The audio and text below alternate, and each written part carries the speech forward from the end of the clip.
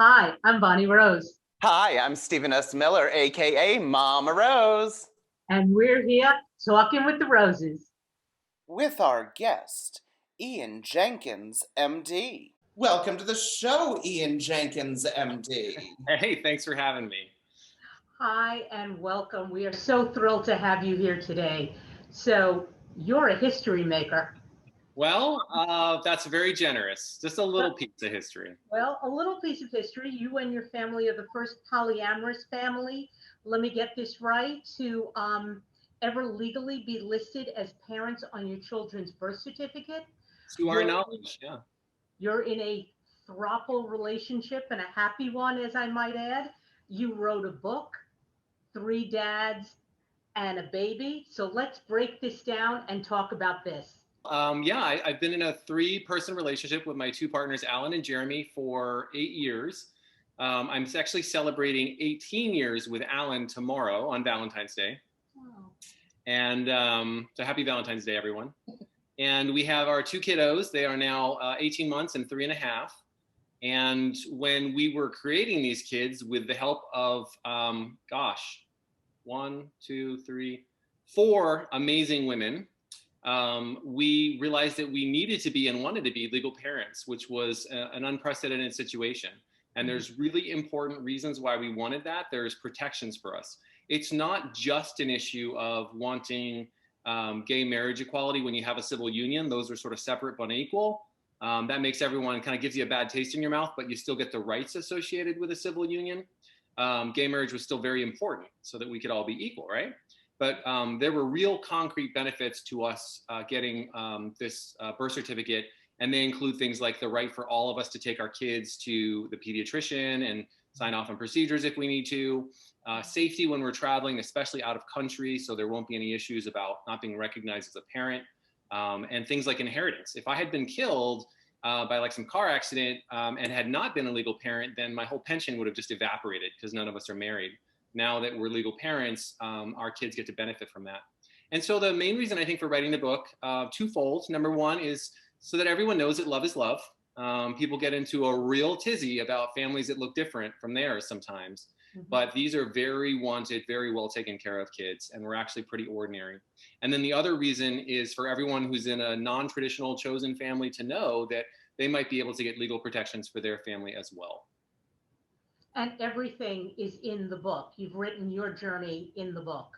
It's all Yeah, there. almost everything. Yeah, we were just on a podcast yesterday and we're asked a couple private questions, but we kept that closely guarded. So it's not a salacious book. We're just a domestic throuple and not a splashy reality TV show throuple. It's not Tiger King. Let's put it. You never know. What have you learned from writing the book, if Well, anything? I learned that it's very difficult to write a book and get it published and everything else. It's a lot of work. So that was a huge learning experience for me, and I really enjoyed it. I would say the biggest lesson for me was just how much it matters that you care about every word that you write. But that's sort of a writer's perspective. The other thing that I love about having written the book and talking about it now is that every time I revisit it and people ask me about it, it just reminds me how much I love my kids and how much I love my two partners. And that is actually really joyous. It was a way of being reminded at all times how much we value each other and how special this unique relationship is and the benefits it gives to the kids. That's beautiful, and thank you for doing what you've done and creating history, but taking such good care of these wonderful children. I'm sure they're very, very well taken care of. Do you have any advice for families, particularly the LGBTQ families, if they are looking at in vitro or surrogacy process, with what you've been through and what the book tells us? Yeah. Well, I think it's important to ask up front if the people you're working with are comfortable working with LGBTQ people, whatever your background is, because we actually had a doctor that, we'll never know the real motivations, but actually told us this elaborate lie so that they didn't have to work with us. And they said that our surrogate needed to be quarantined for 8 weeks because of Zika concerns. And they said that this was due to the advice of an infectious disease expert. And I started asking questions. What institution? Do you remember the name? What was the gender of this expert you spoke to? because I had the day before spoken to an expert at my institution to get advice on Zika risk. And she said, don't do anything, just proceed. And this person was telling us that my doctor friend had said the opposite, that there needed to be a quarantine. And so I was probably the only person in San Diego or the world that had just spoken to that person about Zika risk. And yet this doctor was telling me that she had said we couldn't proceed without all these other safety precautions. So we were told this elaborate lie, and we were very concerned that this had to do with our identity, because when we found a great doctor who welcomed us without any concerns and just said, listen, you're here, you have the resources, you obviously want these children, it's not my job to judge you. I'm not the parenting police, I'm here to help you. And we were like, we love you. But we found out that another gay couple had to jump ship from that previous clinic too. And they were told that they weren't, they were too high risk, but they didn't have any risk. They had a healthy young surrogate and a healthy young egg donor. And so there's really, that's just IVF. So what do you do besides IVF at an IVF clinic? It's not like they made pizzas. So we were confused by that, and it was really stressful. So know from the beginning who you're working with would be the number one lesson. That's fascinating, and thank you. I'm sure that you went through a lot of hoops and whatnot to get to where you are, but I'm so happy that you did, and you're happy, and that's the most important thing. Now, can you tell us where we can purchase your book?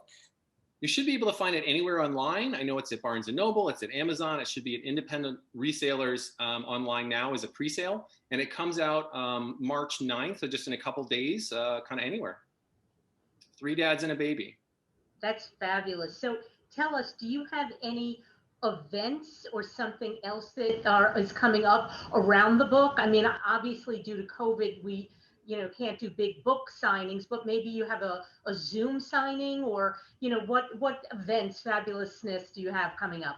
We don't have a book signing, but I didn't memorize the details. There is an online reading and purchasing opportunity with a virtual book signing, I guess, coming up, but I could get you those details separately. And apart from that, we've just been doing a bunch of podcasts. I actually had one posted this morning where I did an interview with a reporter from Spain.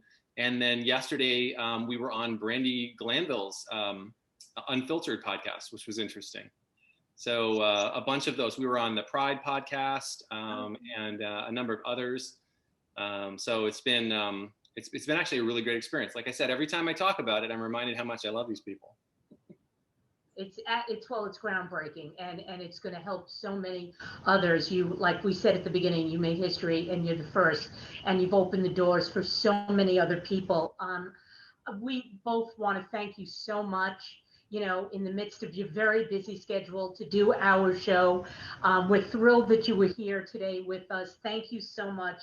I'm going to say Dr. Ian Jenkins. Thank you so much. Ian is just fine, but thank you so much. It was a delight coming on. Thank you for having me. Thank you so much, and continued great luck and success with the children and your family. You have been Talking with the Roses. See you next time.